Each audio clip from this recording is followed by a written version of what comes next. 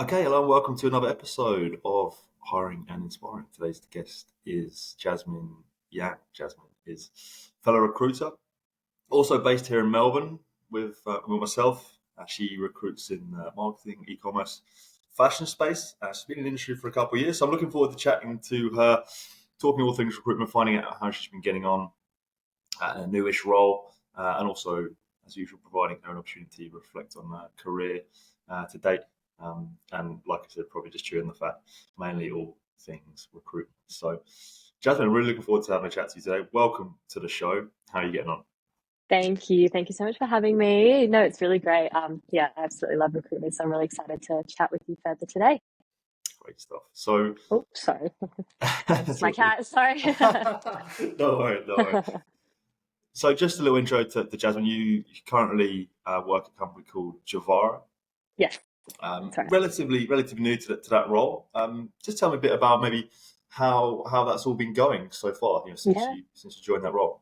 yeah, absolutely. So I actually just had my 6 month review last week. So I just hit 6 months with the company. It feels like it's absolutely flown by. But yeah, absolutely loving it. So yeah, it's all going super, super positive. I couldn't speak more highly of the role and what I'm doing. And the role, from what I understand, is you're doing a 360 role. Yes, that's right. Now, how do you find that? Maybe somebody who hasn't heard of a 360 recruitment Yeah. position. How would you sort of describe your typical, or if there is a typical day in that position? Yeah, absolutely. I think the best way I understand what a 360 recruiter is just someone who manages, end to end from the start of the process, getting to know the client, bringing on a role, actually screening candidates, presenting them to the client, interviewing, and then obviously through to the offer stage, but also looking after business development as well. That's, having conversations with new clients. So really doing everything that you can think of that falls under the umbrella of recruitment. It's all I've known. So in my previous agency, I was also 360 recruiter, and I personally love it. I think it's nice to be across everything, and it feels really rewarding when you do, successfully bring on a new client and get to actually work a role with them and do that whole process. So yeah, I love it.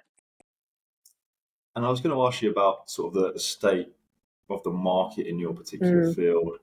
The marketing, yeah, fashion, e-commerce space. It's not an area I know heaps about, so I'm looking forward to finding out a bit more from yourself. But and this sort of yeah, leads into if that 360 role.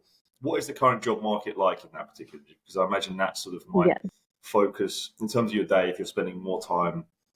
If the market's a little bit tight, you're looking for Mm. business development, looking for new jobs, new roles to fill, or if it's the other way around, I guess a lot of your time is focused on candidates. How would you Mm. sum up the sort of the state of the market, I guess? Yeah, it's an interesting market at the moment. I think we're, end of May now, about to hit the new financial year. So I think definitely a lot of companies' budgets are tightening up, which means that there might not be as many roles going around. I think across the marketing, e-com and digital, which is what I mainly recruit across, there's so many great talent out there, especially at the more senior levels. And it can be a bit frustrating sometimes when there's just not many roles going around for them. So it's just working together with the candidates and kind of understanding maybe what companies they're interested in, trying to tap in on relationships that we might have with those clients and just working together outside of having active roles, if that makes sense. Because, yeah, it's definitely a tight market at the moment for our industry.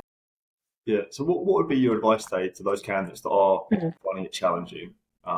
If there aren't heaps of roles about, mm, mm. what are you sort of saying to them in terms of best practices to maybe find the next role that they're looking for? Yeah, yeah, definitely. I think when I do see candidates who have really great, strong retail and fashion background, and I think that I can actually help them with our types of clients, then definitely I'll suggest them to have that conversation with me about what it is that they're looking for, kind of understand what kind of companies that they're interested in, and just working together to introduce them to our clients, even if there aren't any active roles. So I just think leveraging recruiters is really important and making that relationship with the recruiter outside of just, hey, have you got a job for me? But it's actually getting to know each other on a deeper level. I think that's what I find works really well. And then it helps me remember those candidates as well when they pop up, if that makes sense. And on the flip side, is there any sort of Mm, red flags or any behaviours, mm, this might be the opposite, but things that mm, candidates should avoid doing on their job mm, search in company? yeah. I think just communication is key, isn't it? At the end of the day, sometimes if we speak to candidates and we are talking about an active job and it's not quite right, just letting us know and just saying, hey, this one's not quite right, letting us know what isn't right about it so we can actually help them. Because I think at the end of the day, that's our job. We're not just trying to push jobs to them just for the sake of filling it or for the sake of getting bums on seats. So I think sometimes communication might get lost along the way, and then that may deter the relationship a little bit down the line. So I think that's important, just keeping each other in the loop with what's happening. And in the sort of fast nature pace of your type of industries that are in, I understand it's pretty fast paced. Anyway, from what I know, any sort of behaviours or any tips or tricks for candidates that maybe that might help them excel in industry or interviews that you get, what are you sort of advising to them at this stage? Yeah, I think with the fast paced nature, yeah, definitely. I think you might hear this across the board, but when you are applying for a role, actually tailoring your CV for the job and not just maybe using the exact same CV across all different roles, so that when whether it's a recruiter or if it is a hiring manager is reading your CV, they can actually see that you are showcasing the skills that they need as opposed to just more broad skills. And then yeah, I think that's quite advice to candidates that are going out to interviews. What can you help them and how they can excel at the moment, would you say? Yeah, I think with the fast-paced nature, it's definitely understanding on a deeper level what the client is looking for, and that might be from a culture perspective as well. Really helping yourself stand out in the sense of preparing really great questions. I think it's all the things that come down to basics, but sometimes people get wrapped up and just really want to focus on what the job and the company. But I think it's good to also understand on a deeper level, and that's why recruiters can be helpful in being that in-between person of knowing what the hiring manager is looking for and helping a candidate like highlight that in an interview, if that makes sense. And you, yourself on a personal level, I could be wrong here, but I think if I understand, you're quite passionate about the industry itself. You're into Yeah. fashion, e-commerce. That's like an area of interest to your own. How much do you think that? How much does that help you have success, or has led you to have success in the time you've had in the role? Yeah, I think it's really important. I think I've been quite lucky in my previous role and this role as well that I've been able to speak with candidates in areas that I'm really passionate about, marketing, obviously now e-com and digital as well. And I think, yeah, especially when it does come to retail and fashion, it's websites that I'm shopping on a day to day, and then actually getting to speak to the people who work behind the scenes and work so hard on it. I think it's really, really rewarding to hear it firsthand. So I think it's very important, and it also definitely helps a lot because it just means that I'm passionate. I actually want to get to know the candidate. I know what kind of questions to ask. I know what kind of questions the clients want to ask as well, and then they can also sense that I'm really excited by what they're telling me. So I think it just goes both ways. It helps them open up more when they feel like the recruiter actually cares, as opposed to it's just doing it for the money, or just it's just another job for them. It's quite obvious when that's the case. I think something I always think about in recruitment, it's really important to be just curious in terms of the industry. You've got to know what's going on. You've got to know who's doing what, or what the trends are, whatever. And if you're recruiting an industry that you're not passionate about, you just will find that a real struggle to scour whatever at the internet, or talk to people in industry and ask those sort of, because a lot of the time you're sort of asking those questions just because you want to know. You're not doing it for any other reason than you're just, what's the answer to that, or how do I do that? So is that why you sort of recruit in that industry, because it's a sort of personal preference for you? Yeah, definitely. I think in my previous role, I was focusing on some marketing roles and a bit of account services roles as well. So when I came to Javara and they had this desk available, I thought it just made perfect sense for me to hop into it. Digital and e-com was a bit more new to me, but social media marketing and everything else was quite natural to progress into. So it's been so fun just learning about something new. And I think at the end of the day, I don't know everything, but it's always great to be learning on the job every single day. And what about advice to candidates that maybe looking to break into the industry? Because I understand a lot of people want to get into fashion or marketing, and it's as we've spoken about, quite challenging, quite competitive job market. What advice could you give someone who's maybe looking to start out in your industry to maybe get them that first role? Yeah, absolutely. I think a great way to start if you do kind of have your heart set on fashion and retail is when you're studying in uni. You know, that could be just working a casual job in a retail store. I've seen a lot of people progress that way, and then they work their way up into head office, and it's quite a natural progression. You know the product, they really value that, and obviously, if they know that you're studying something that's related, and that a gap does become available in the head office team, it's a lot more likely that you can make your way up.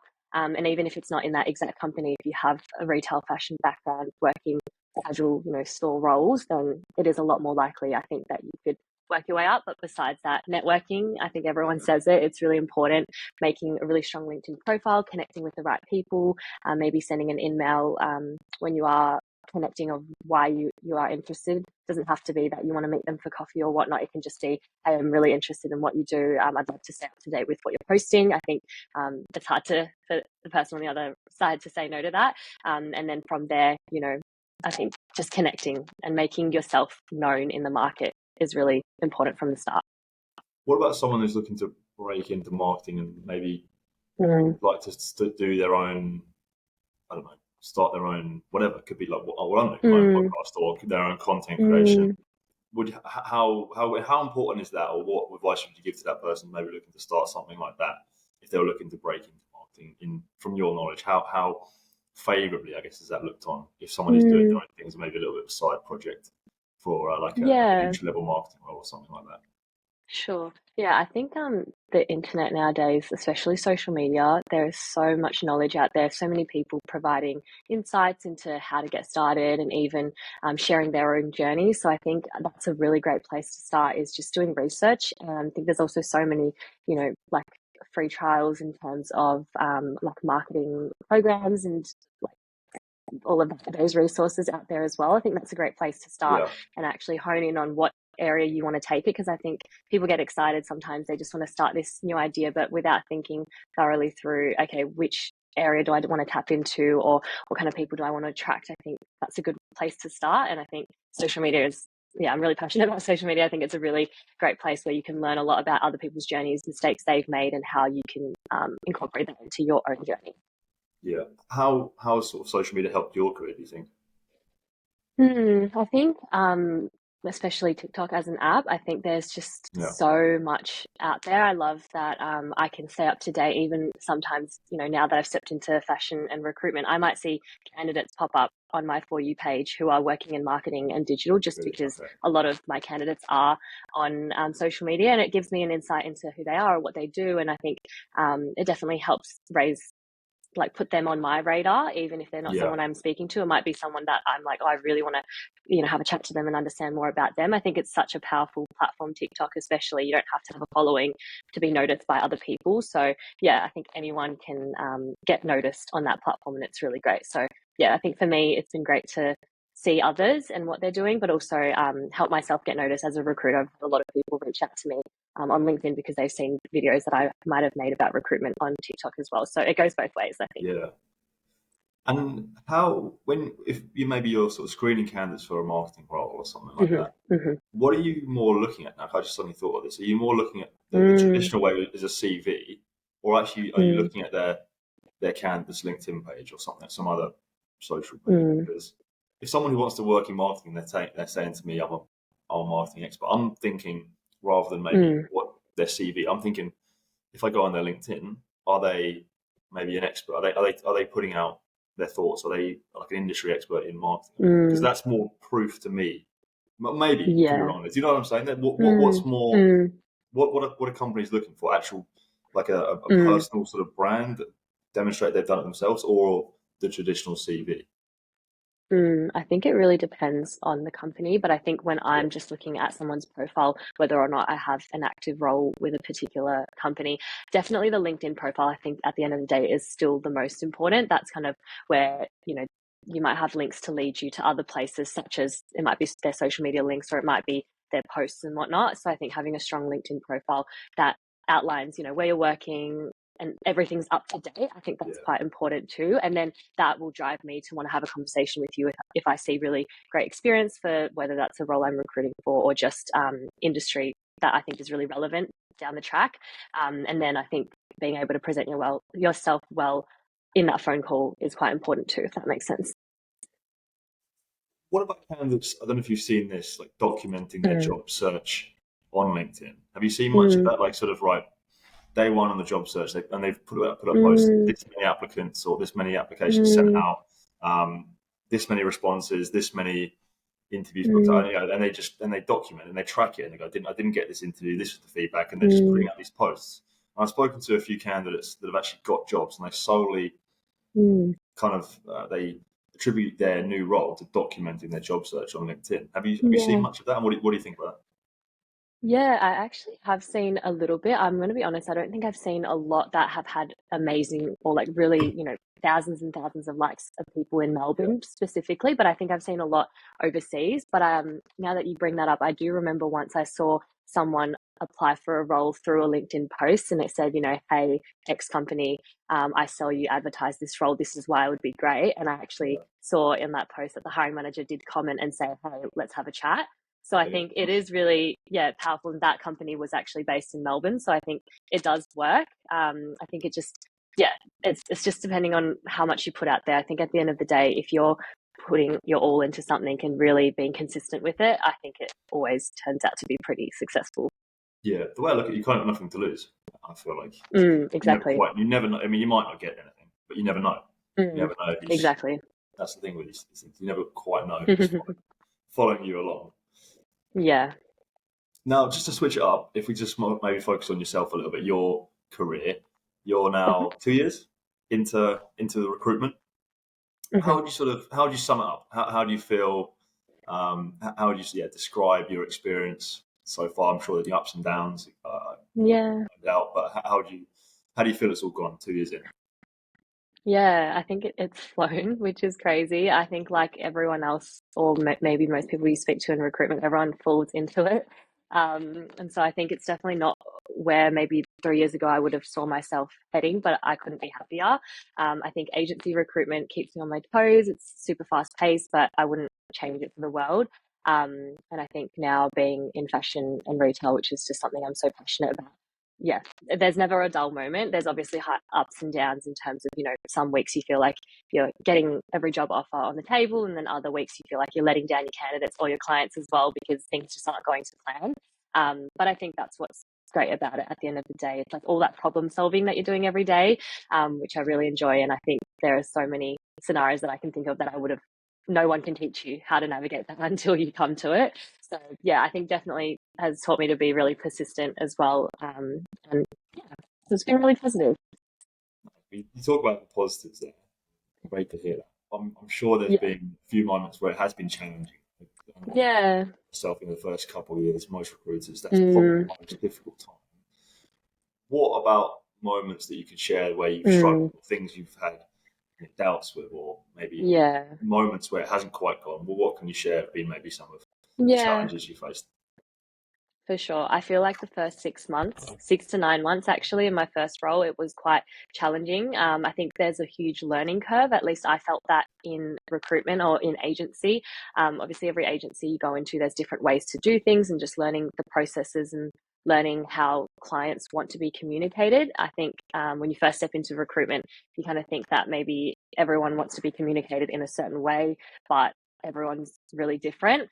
So I think that was a big challenge, is kind of, in that 6 to 9 months, I think it determines whether you think you can keep going with it or you just don't think it's quite for you. And I think I saw that with, a lot of people around me as well. Sometimes people get to the 6 month mark and then they just kind of pop off and whatnot. So yeah, I think that was a big challenge. And I think also it continues not necessarily to be a challenge now, but it's still something that I sometimes find nerve wracking, is when you do take on a new client that maybe your current company already has a really strong relationship with, and sometimes getting that imposter syndrome and thinking, oh, they might not think I'm good at my job, or compared to other recruiters that they worked with within my company. So I think that's also challenging in itself, is just taking on new relationships and trusting yourself and knowing that you are a great recruiter and that you can really foster that relationship further. How did you overcome that? Maybe Mm. those moments where you Mm. maybe feeling that imposter syndrome, or maybe that six Mm. month to 9 month period where you were sort of maybe a little bit in the balance. You were kind of thinking, can I do this? Can I not? What allowed you to sort of get over the line? What did you what happened? Or what did you say to yourself? How did you actually get over? Yeah. Yeah, I think that's when I realized that I'm really resilient. So I think a lot of the roles that I was working on in my first company, they were quite challenging. You know, they might have taken quite a few months to fill. And I don't think at that point it felt like that was how long a role should take. But just given all of the challenges, you know, that could be multiple offers and then getting counter offered or like the candidate pulling out and whatnot and things just not quite getting to that finish line. I think continuing to be resilient and knowing that you're doing everything right, some things are just out of your control. Just being at peace with that thought really helped me push through. And then I think when, you know, the results finally did come through the door, it showed that, yeah, I can do it. So I think just being resilient, that's something that I think my old boss would say that is a strong suit of mine. And just, yeah, reminding yourself at the end of the day why you're doing it, knowing that you're following all the processes, that's important. Yeah, I think that about being at peace, like when sometimes you might lose a deal or something might happen which frustrates you. But if you can just go back to, have I done everything that I could have? Did I brief the candidate? Did I set expectations? Just go through that list. And even if it didn't work out, if you feel like I did everything I could, and something crazy just came out of nowhere, and that's when you got to learn to like be, don't be too hard on yourself. These things do happen, and that's when the resilience comes in to quickly move on and get on to the next task. That was actually what I was about to ask you. I was like, what have you learned about yourself in the 2 years? And it says you mentioned it. Just that you learned you're a bit more resilient than you maybe knew. What else? What else have you learned about? You know, since, because I always think recruitment's a bit of a metaphor for life, so to speak. What have you maybe learned about yourself that you didn't know 2 years ago since joining this industry? Yeah, I think I definitely learned that being in this role, and I think I knew it going into it, which is like you obviously make differences to people's lives. Like, you know, for them getting that new role, it really is life changing. I think having that effect on people has been really, really rewarding, and just knowing that, yeah, when you have that conversation with the candidate, even if it's just an initial screening call, that to them is a big, big deal. And also, I think it's really rewarding seeing candidates actually open up to you on a deeper level. You guys connect. They're happy to share, you know, things in their lives that are happening. I think that's really nice. So I think understanding more that I do attract people to open up on that deeper level has been really nice. But yeah, I'm trying to think what else. I feel like I'm sure there is so much that I can think of, but right now I feel like, I'm like, oh, what else have I learnt? I think also being able to problem solve, like we discussed earlier, a lot of those challenges or challenging situations don't you can't be taught it. And I'm sure, you know, I'll put my hand up to say I have made mistakes along the way. Sometimes you do miss a step in the process, and then when you go back and you review it, your heart drops, but at least you know for next time that's never going to happen again. So for example, you know, one time I might have forgotten to let a candidate know through the process that she was unsuccessful, and that's something that has really stuck with me, because I thought, oh, how could I forget about it? You know, you feel really horrible, but then you just know, okay, noted, this time I might have been really busy, maybe I forgot to write it down in my diary for my to-do list that day, and you really helps you for next time to be more careful. So I think, you've got to make mistakes at the end of the day. And I think being able to, like we said earlier, be at peace with it, but also know for next time how to fill that hole, if that makes sense. Plenty of wisdom there, Jasmine. I was going to ask you, like, you touched on a lot there. I was going to ask maybe if you could go back in time and give some, you know, yourself advice stepping into industry, knowing everything you know now, or even someone now stepping into their first recruitment role. What, there's maybe one piece of advice you give them? What would you say?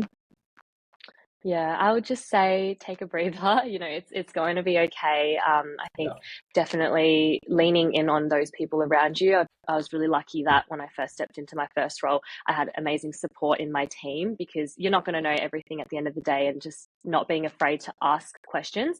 But also when you do have a problem that you want solved, I think going to, whether that's your manager or someone in your team, with maybe an offered solution first, and saying, hey, this is my problem. This is what I think I would do to solve it. What are your thoughts? As opposed to maybe necessarily always just asking them what their thoughts are. Because I think from a manager's perspective, they would really love to see that you have tried to offer some way to solve it yourself first, and then you can kind of work together from there. I think that's really positive. Yeah. How can I be proactive? Taking the lead, Mm. even when you're asking for help. By the sound of things, still Yeah, try and take the yeah, lead and take yeah, where ownership. you I can. guess. Mm. Yeah, like it. I'm curious, by the way. You mentioned 3 years ago this wasn't necessarily the career path you expected. Mm. 3 years ago, what were you thinking your life and career might look like now? So Yeah, I honestly, I had no idea. If you speak to anyone in my close, friendship circle or even my family coming out of uni, I didn't know what I wanted to do. I had studied Bachelor of Arts majoring in psychology, but I don't think necessarily I wanted to become a psychologist or anything of that sort. So straight out of uni, once I graduated, I did a bit of mental health support work, and I just never thought, I guess, recruitment would be on the cards because I didn't study HR.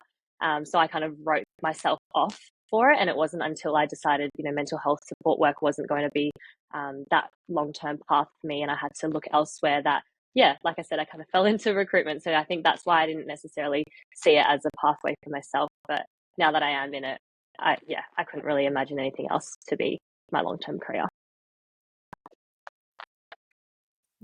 that kind of, I was going to ask you actually up next Mm, because we've spoken about what you're doing currently. We've spoken a little bit about the past. What yeah. about the future? What does the future Mm, hold for you? You're still pretty, you know, pretty newish to the industry, and yeah. plenty of good years ahead. What are you hoping to achieve in maybe the next Yeah. next couple of years? Some future career goals. Yeah.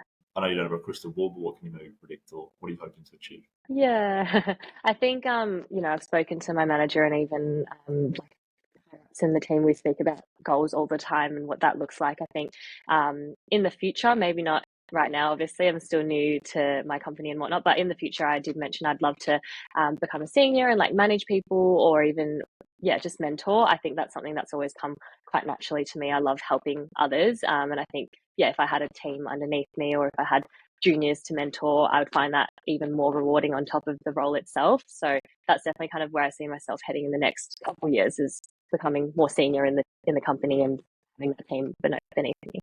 Yeah, and you've spoken a few times about people that have helped you in your career and previous Mm, managers and mentors. How important have they been, do you think? And if you sort of reflect on how they've helped you, hmm what do you think they've done well as leaders and mentors to help you? And that's maybe things you could take on and use in if you did get to that managerial role that you'd Yeah, like to maybe demonstrate if you were a manager in the future.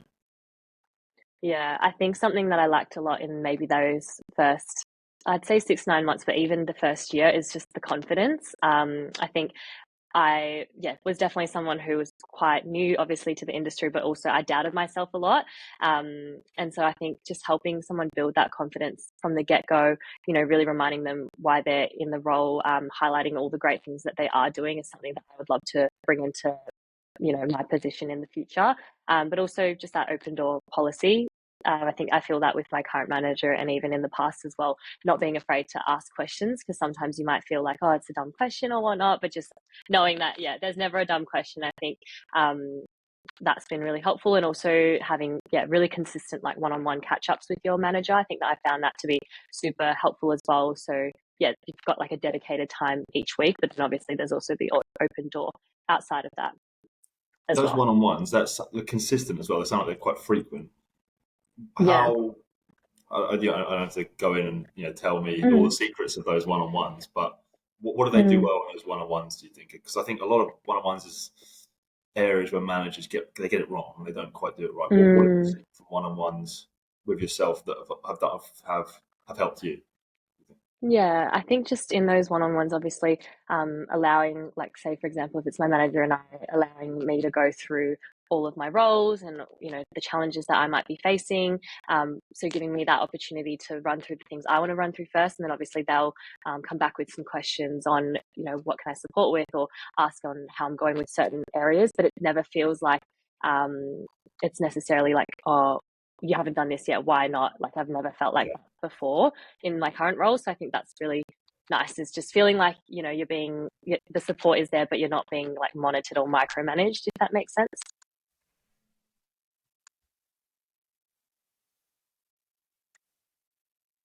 Sorry, Jasmine, I just lost you. I'm sure what happened. All good. I can hear you now. Yeah, it cut out for a bit. All right. I've got one final question for you, and this is kind of the idea of, typically how I wrap up these shows. And it's something I'm really interested in because every salesperson, recruiter, they get out of bed and do the job for a different reason. I don't have to have specifics from you, but what is it that is driving you? What is the sort of reason that you do what you do? And it's the idea of success. What is success to you in your life that, can be professionally, but can also be personally? What is success to you at this point in your life? Yeah, I think definitely success to me feels like waking up in a role and in a job working that you love. I think that at the end of the day, it's something that I'm so grateful for. And I know it's not something that everyone necessarily has. A lot of people might, go to work and just be in something for the sake of it. And I think that's something we see in candidates that we have conversations with. And that's why I think being able to help someone else achieve a role where I feel so lucky to be in, if that makes sense, not necessarily the same role, but, something where you wake up and you genuinely feel excited because you love the team, you love the company, you love what you do, and helping others drive that and chase that feels really rewarding to me. And then obviously at the end of the day, when you do find someone that perfect role that they are so excited to sign the contract for, I think that just makes the cherry on top of my day. Yeah. But yeah, I think there's so many steps in the process, amazing people that you meet with, have conversations with, and I think just giving people that opportunity to talk about themselves and tell them about their journeys, tell me about their journeys is just really rewarding. So I think success to me, to summarize your question, is just waking up and being so excited about my job, and I hope that continues many years down the line. I always think the test for that is maybe how you're feeling about going maybe on a Sunday afternoon or Sunday evening. You know you've got a week ahead, and if you're if you're like kind of excited about the week, or even if you're that excited, if you're just like work tomorrow, not tomorrow. However, if you're on that Sunday evening, you're like I really don't want to go to work, because sometimes I speak to candidates like that. Sometimes sounds like you may have as well. If they're just that's the test to me. How you feel in that moment about going to work for a week. And like you say, if you kind of can wake up and be excited to go to work and do your job, and I think in what we do, the outcome doesn't always happen all the time. It doesn't happen maybe as frequently as like, but when you make that placement, that putting someone in a new role, it's win-win-win. As in, win for candidate finding a new job, win for client, fill the vacancy, win for you. You've made a placement. Yeah. Exactly. And then it's tangible. Like it's real life. It's real life. You're making real life sort of differences to people's lives. So. Yeah, definitely. And if you don't mind me adding as well, I just thought of it whilst you were talking, but I think another area that I feel, really great success is if you have clients that you've built relationships with. Sometimes it might be ones that had existing relationships in the company, but they might choose to come back to you next time. I think that feels so rewarding as well. Or they, really enjoyed working with you, and they, remember your name, and next time they want to come to you specifically. I think that in itself is, a huge feeling of, wow, I've done a good job. Yeah, I'm not actually even okay be feeling well. Yeah, exactly. I can do this. Yeah. Great stuff, Jasmine. Thank you very much for sharing everything you did with me today. Sorry, on this episode. Really enjoyed talking to you today. I think you're doing some great stuff in your particular field. Only a couple of years in, I think you're only just getting started. I think you've got a long right future ahead. So I wish you all the best of it. And thank you again for joining me on the show, Jasmine Yan. No worries. Thanks for having me.